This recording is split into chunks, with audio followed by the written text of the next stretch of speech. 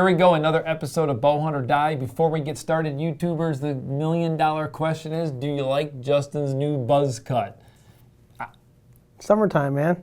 Summertime or not? I go light. It's not growing on me, my man. I'm going to do yours. Why don't we do yours? No. If we get how many likes or comments would it take to get us to be able to? I'll do it for you. Oh, I'm sure you would. I did my kids' hair. Yeah, it looks great. All right. You don't trust me. With that me. being said, guys, we have got a very fun, friendly competition that we had at our staff meeting this past weekend. I have to admit, Justin, this was a great little contest. I enjoyed watching it. It's good stuff. Not everybody on the team could participate. Some of the guys had to go home before the competition started, but we got a good group of guys out there, and here is the basis of the competition. So what we did, the night before the competition, we went to all the team members, and we asked them, what is the maximum distance that you would shoot a white-tailed deer with your bow? And they had no idea this competition was happening, right? So most of them said, I think 40 yards was probably the most common answer. I think Fitz was at 50. There was a couple guys at 30, 35, but by and large around 40 yards. And then what we did the next day for this challenge is you had to start at 100 yards from the target. You had to run up to wherever your bow was laid out. So if you said 40 yards, your bow was 40 yards from the target. Okay, if you said 30, your bow was at 30. You had to run up there, pick up your bow, come to full draw. Yep. You had 5 seconds to shoot from the time you came to full draw. If you didn't shoot by 5 seconds, an air horn would go off, and then you'd get a 5-second penalty. You could still shoot, but you would get a penalty. Now, we shot at the iron buck. So the rules were if you hit foam, you were good. If you hit iron, you had another 5 seconds added onto your total time. And if you completely missed the target, you were disqualified, right? So after you shot, you had to drop your bow, run down to the target. We had a hunter safety system on, and you had to hook up the safety system to a sled that we had somewhere between 120 and 150 pounds of weight in the sled that you had to then drag back across the finish line. And we timed everybody to see who was the fastest pro staff member. I think we should stop talking and get to the action. Yeah, nobody died, so that's a good thing. we had no 911 calls, and no injuries of any sort, thankfully. So let's check that out now.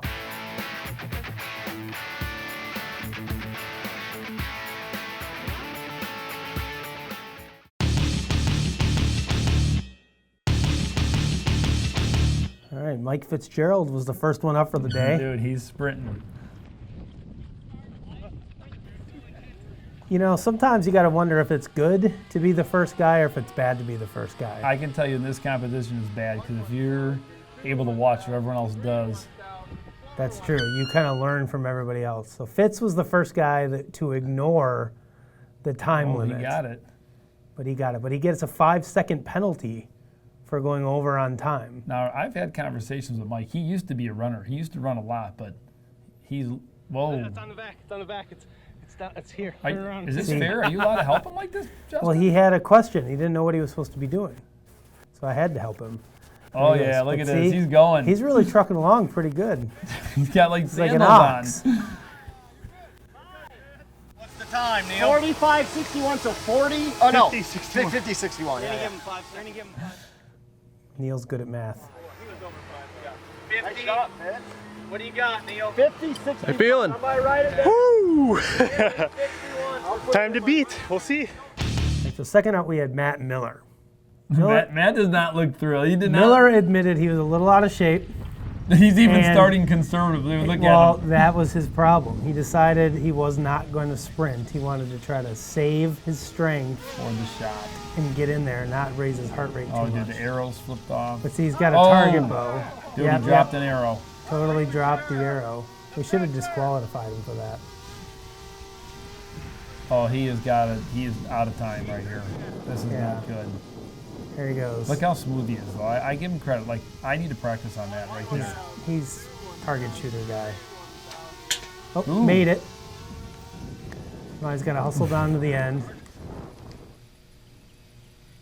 Same thing. He's not really going full steam here. Did we have a second place for this, or was it first? What were they competing for, Justin, as far as prizes? We were competing. Well, there was a first place prize only, $200 in Lancaster Archery gift cards. That was worth the sprinting winner. for. He's just not sprinting. What'd I do? 57-65. Oh, not bad. Under a minute. Dragger, how do you feel? A little tired. All right, Morrison's turning his hat around here. Okay, now the thing about Paul, without me watching this right now, I know he's going to go all. right, game he's going time. all in. Turn the He's hat putting everything backwards. he's got out. Got my trad bow set at 27 yards. Right here, Paul is also shooting his traditional bow. We allowed that? We did allow him to shoot his traditional bow. So he had to run all the way down to 27 yards, pick up his bow, Oh boy. This is not going to be good. and a whiff. Total disqualification right there. Paul is completely eliminated. But you know, with he's a being miss. a good sport. He was a good sport. He still went down, he hooked up, and he trucked it back. Now this part was a lot harder than you thought. Once that thing hooks up, you're like, oh man, that's heavier than I thought. You usually don't have that problem. You're the size of your deer. though. No, I just throw them over my shoulder like Ken Haynes. What was it? 682. You can't drag a deer you don't kill. You don't always get a second chance in life. That's part of it. That one did not duck though. On the horn. Oh, here we go. Troy Spolem up. T-shirt. He's got some wheels. He's moving, dude. Yeah, he's motoring. Here we go. He's our softball player. He's the only guy I Got know some speed. who can shoot that big of a deer last year. Oh, got it. He barely And go and snuck play it in there. softball. Remember that? I do remember that. But see, that's where he gets the wheels from. Like he's running around the bases here. Now this is where it all fell apart for Troy. He could not get hooked up at the other end. Was his heart pumping just too much? Yeah, I don't know. He doesn't. Dude, He he was was out kind of of breath. He unsure was what he hurt. was doing. You guys unhooked? No, they hook it on the end right there. I had to give him some direction, but there he goes. The course was a little muddy this day too. It's hard to get good footing. But there he goes. 43 seconds. 43.55. Now at the time, that was The best. the best. Now he did hit metal, but it got through there into the foam. You're white. Oh yeah. See that? counts. He That's kind of just legit. glanced off, so that counts. Any last words? I'm gonna die. Old man up And the Richardson back. should have been competing in the senior Up class against the as the youngins. elder statesman of the group. We Here he could. goes. We should do divisions next year, probably. Age. He's got the sleeveless tee. The sun's out, guns out. Here he comes. He's not taking this very serious, Josh. I'm a little disappointed. He's kind of laughing. He's just having fun. 34 yards. Is that where he's at? Yeah. There's the marker on the ground. It's kind of an odd number. Oh, and he hits steel. So a 5-second penalty automatically. But see, he's smart. He's reaching for that tether as he's running down. Well, yeah. Everybody's starting to learn at this point. That's why I'm saying being the first guy wasn't always the best idea. Next year, you need to have antlers on the front of the sled. 40 with the penalty. With the 5 minute? Yeah, with Nice the 5 job, minute. You beat me, dude. Jeez. 47 seconds with his penalty. Still doing See, pretty that's well. good. How you feeling, Dan? 47-30. Yeah, one is I'm gonna die. that's below. And he didn't die. 5 seconds. You would have beat Troy. This is what I'm worried about. All right, so now we had a tag team here. We had Frankie who was doing the running. Well, he got his balls snipped this weekend. Well, yeah, and you had Clinton over who was doing the shooting. Clinton had a vasectomy 2 days prior to our event, so he was unable to run. Oh. The wind's really whipping here too, you can see. Oh, he Barely slid snuck that it in there. Now, look, Frank's hat came off. He was running so fast. Now, there is some question to whether or not we should allow this in the future because the guy shooting didn't have to run down. His heart rate is nice and calm. Whoa! Whoa! Whoa! Whoa! That arrow's in there, too. 3, 2, 3, 2! 32 seconds for Clinton, Team Clinton and Frank. Teamwork! Vasectomy. Teamwork Come makes on. the dream work. Oh. Oh, we've got Adam now, so he's one of our brand ambassadors trying to get it. Whoa, on what the happened there? front. You almost fall? Yeah, almost slipped. I think he's wearing cowboy boots. They don't have the best traction on the bottom of them. Take it. Oh, another premature shot, just like Miller. See what happens when you get under pressure, all kinds of crazy things. Now remember, the countdown happens. Oh, steal. Countdown happens when you're at full draw, not when you first grab Correct. the bow. Once they get to full draw, they have 5 seconds to release an arrow. Otherwise, they get a penalty. I think we get a good clean hookup here. Let's Really see. clean hookup. Oh, he lost a couple seconds there. I thought he did better. Now, see, he went with an interesting technique. You see how he kept his hand on the rope there instead of just letting the harness do all the work. Now we got Daryl Bell, Here we who go. was using my bow that he borrowed. He flew in. He was this using year. my verdicts, and he'd only shot it about 6 times prior to this, and he was about a foot off. And that was my arrow, by the way, that Daryl just destroyed. Did he give you money for it? So he has no remorse. So you didn't get no money for Black No, Eagle arrows? no money. Come on, get clicked in. This clicking thing, ooh. There he goes. Go, choke, push. Oh, he's hurting. He looks like he's tiring out. Not bad, actually. 32.06. Wow. All right, Did you stretch? Neil here. Notice. All right, ready. Please. I remember Neil earlier in the day lost a plank challenge to me. Yeah, but make sure he's running barefoot here because he is a loafer wearer, and he did not want to wear his loafers while he was I'm going doing to tell you, the Justin, I sporting talked to Neil on the way home after this trip. He had to stop and get Advil because of this challenge and because of the plank challenge. He was hurting. He also barely snuck it in there. Very similar to Spolam on that shot.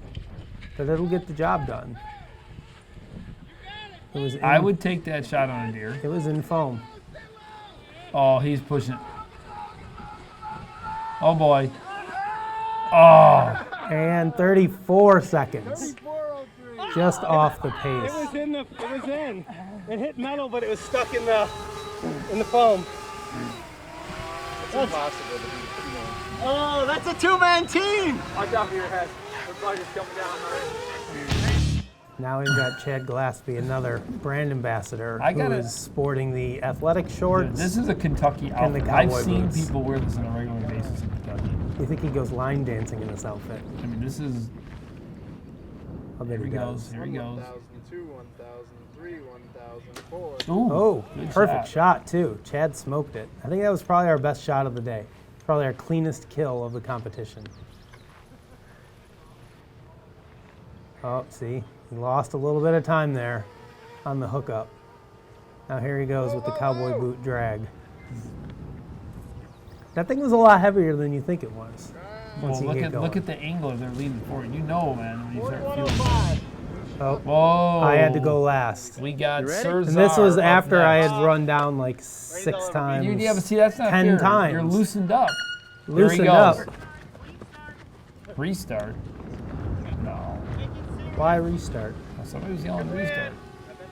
I got to admit, that was a very quick pickup of the bow and shot and clean. I I'm heard no shooting the noise. traverse there. I let Daryl use the verdicts. Oh, sure, you gave him the bow that probably wasn't even sighted in. No, they're both sighted in. Now, that was a quick hookup right there. See, I learned from watching everybody. Oh, man. 29 seconds, Graf. That was pretty World's impressive. record. I elected, with the condition of my back, not to do and participate in this challenge. Where's my inhaler? All right, guys, we're here at the conclusion of the first annual, what should we call this? The Ultimate Prostaff Challenge? I'd say. I like it. It's kind of like the American Ninja Warrior of being on the Bowhunt or Die Prostaff. So we've got Matt Miller, who finished pretty far down the list there. Matt, how you feeling about your showing today? I didn't think anybody was going to hit the target, so I took my time and knew I was going to hit the target, and it didn't work. So I ended up So you underestimated the shooting ability of your teammates. without a doubt. Fair enough. And Matt had the big target set up. So you ran slow, Matt. I did. I felt like you were really just chugging along out there. Do you think you had a little more in the tank you could have given? Without a doubt. Without a doubt. What are you going to do different heading into next year's competition? Well, first of all, I'm not going to bring a target bow. And second of all, I'm probably going to run. It's probably a good idea. So next up, we're going to interview third place finisher and recent recipient of a vasectomy, Clinton Fawcett. Now, Clinton's partner, Frank. I got second. Oh, were you second? No. Yeah, I was third. He was. Neil was We were milliseconds all right, fine. We're going to go second place finisher. and recent vasectomy recipient Clinton Fawcett, who teamed up with Frank Clark, who he's a bit camera shy, didn't want to be here. Clinton, what'd you feel about today's competition? Well, I feel like I'd have gave you a run for your money if I wouldn't have had the vasectomy. It definitely slowed me down. My partner wasn't quite as fast as me. I don't know. Frank's a heck of an athlete. I think he did pretty good at the pulling of the sled part. He's got some leg muscle. He got it hooked up fast, which Yep. is key. Everybody struggled with that, you know. And I didn't, of course. I didn't run, but shot was good. Just needed a thumb release. I was a little slow on getting it back. Fair enough. Well, teamwork makes the dream work. Now, we've got third place recipient here, Neil McCullough, who realistically, we should have probably given you a good 5-second handicap because Neil ran barefoot today. Took off. Because for those who don't know, Neil wears penny loafers everywhere he goes. Do you wear those to work, Neil? Well, not Not these, those but, ones, Yes, but- but I do. Yes, I wear penny loafers to work as well. Every day. Every day. Do you own anything other than penny loafers and hunting boots? No. That's all I own. There you have it, folks. Neil McCullough. Neil, how'd you feel about your performance today? I think you did really well. I think you surprised a lot of people. I did. I think most people expected after the playing competition with Todd, I wouldn't have anything left in the tank, and I was able to just leave it all out there, and I was real happy with my performance.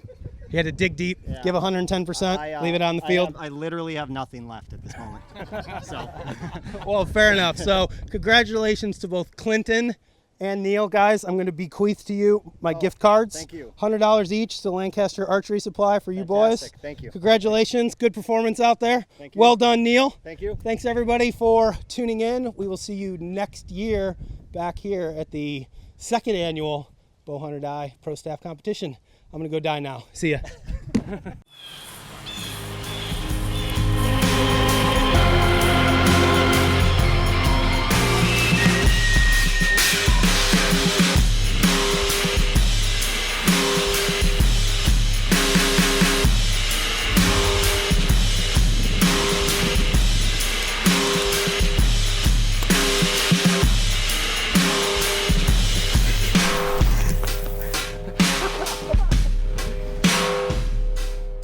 That's a great competition, Justin. I mean, I fun. had the fun job of Filming. staying a part of the filming. I wasn't going to put my back to the drag of the sled. Probably shouldn't put myself through the shooting either. I'd be afraid I look really bad after that job. That was the hardest part. But that for was sure. great. I mean, I enjoyed that. That was fun. Yeah, it was a lot more fun I'm to already watch. thinking than of it how was we're going to make this. This is the first year at our get-together we had more just challenges. I kind of threw that in our little grab planking bag. challenge. Miller still thinks he could do more push-ups than you, right? Was that the competition? You and Miller Yeah, had he a chickened out there push-up at the thing end. going on. So we're gonna have to remember that one for next year. But man, that was a blast. I was surprised with Neil and his barefoot performance. So he did a heck of a job. It'll be interesting to see what we cook up for next year's competition, guys. But, hey, whoa. Whoa, what? You won. Oh, I did win. That was, I surprised myself. Not gonna lie. I thought I'd be think you middle of the surprised pack. everybody, to be frank with you. Middle of the pack. You- It's all about the clean hookup on the drag. It probably didn't help you that you filmed everyone running down there and watched where everyone else was making mistakes. Come on. Yeah, but You I know also you were ran taking down notes. and back like 10 times Dude, that's- before I even That's loosening started. you up. That's like going on a bike ride. First like a 10 mile. miles or nothing, and then you start feeling good. Well, it doesn't matter how I won. Thank goodness we're not testing for performance-enhancing Oh, supplements, right? But that was a fun time. It was good seeing all the Only team members. Justin. Next up, guys, we're going to get back into whitetail mode. Todd heads out to his property, fires up the tractor, and finally gets some food plots seed in the ground. So let's check that out now. Dude, how are these bugs doing? Not good. Listen, I'm gonna, dude. They're gonna start going in your ears. They keep and going in my eyes. They're bad. Now, now look. How many do I have around me? Dozen, 20. But they're not on my face. Not really. They don't bother me. A little bit. All right, you close your eyes. You're just used to it? No, I got a secret. Close your eyes. All right, just close your eyes. I'm gonna fix your problems. That's the secret, boys. Keep your eyes shut. Let's see if it works.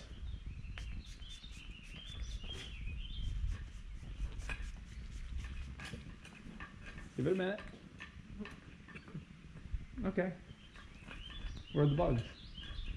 Dude, it's Bath and Body Works vanilla bean oil. I don't know what my neighbor gave it to me, and it's unbelievable. Are they bugging you? No, not as much. Dude, they're gone. They're not even around you anymore, all right? All right, we got food plots to work on. I think this might be the third nicest day we've had all year. Finally got a break in the rain, and this is the one killer plot that I want to work on and put the most energy in this year. This here I'm going to be planting with Antler King's Red Zone. It's a mixture of peas, buckwheat, sunflowers. I mean, it's got multiple different varieties all within here, including beans. This is going to be a real high energy plot. This can be either planted, well, you can plant it in the spring and in the fall. If you plant it later in the fall, of course, you're not going to get it to be able to, you're not going to get the beans and the peas to really get that full mature head. In this case, we're planting it early enough to where I'm hoping the beans and peas are both going to create pods and be able to have both a early season plot and a late season plot. We just got done disking this whole entire plot. This particular piece of property I've had some really good success on. I don't know if you can see the stand behind my shoulder or not, but that particular stand there has produced some big bucks, and mostly because of the fact that I really maintain a good high quality food plot right in this area.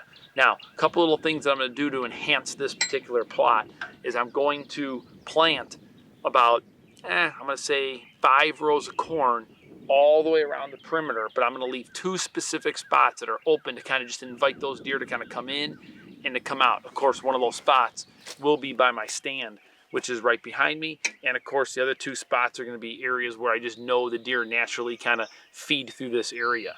Behind me in this particular plot, I've also just went ahead and left some winter wheat. It's right on top of this hill. It almost makes a little bedding area, which will be surrounded by the corn. So these deer will be able to pretty much get out of their beds, come right into this red zone plot, eat, and then carry on with wherever they go in the evenings. But basically, this particular plot right here, seed bed has been prepared.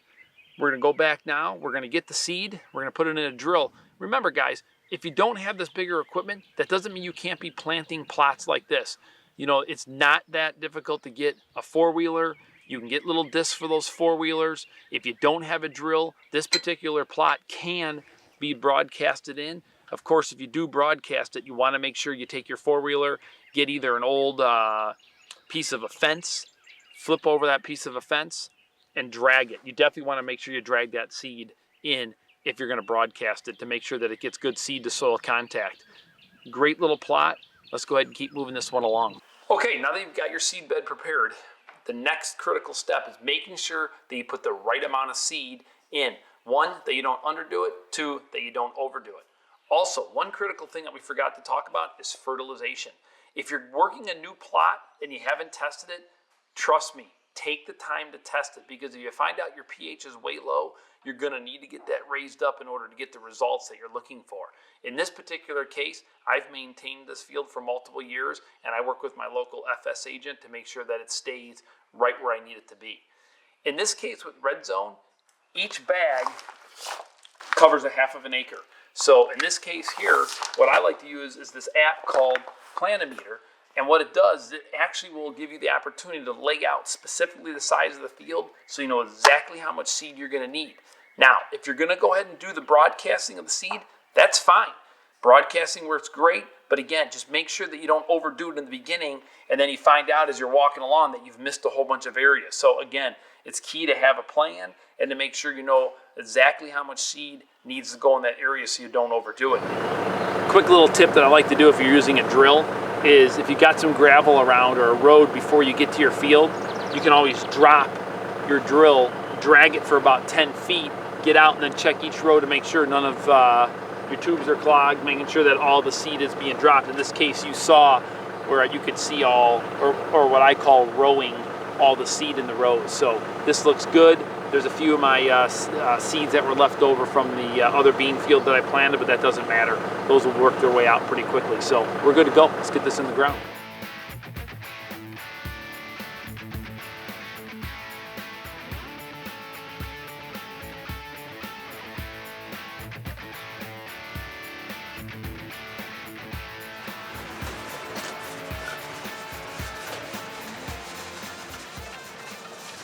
Okay, the Antler King Red Zone is in the ground. That couldn't have went any perfect. They're calling for rain tomorrow, so with a little bit of luck, we're going to get that.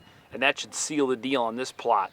One additional thing I'm going to do before I leave here is on both sides of this plot here and over there, I'm going to put 2 trail cameras up to be able to monitor any movement that's going to start coming in here. Plus, it's kind of neat to watch the plot kind of come to life over the next couple of months. So I'm going to go ahead and get that done and move on.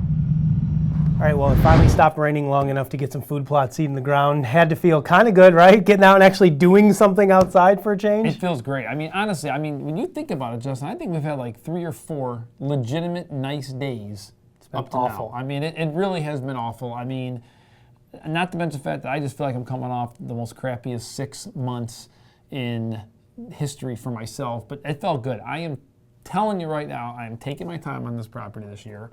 My food plots are going to be mint. My deer stands are going to be trimmed better than ever, and I am rebounding this year, and I'm shooting a buck off that piece of property. If not, that's where my trophy doe is coming from. End of story. Because we have a competition for that. I'm like the opposite of you right now. I'm just kind of like not doing anything deer hunting related. I'm just like, whatever happens, happens. Whatever deer shows up, shows up.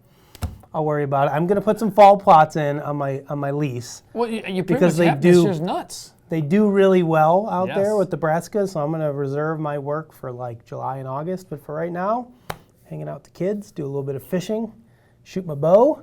That's about it. I think it's a good plan.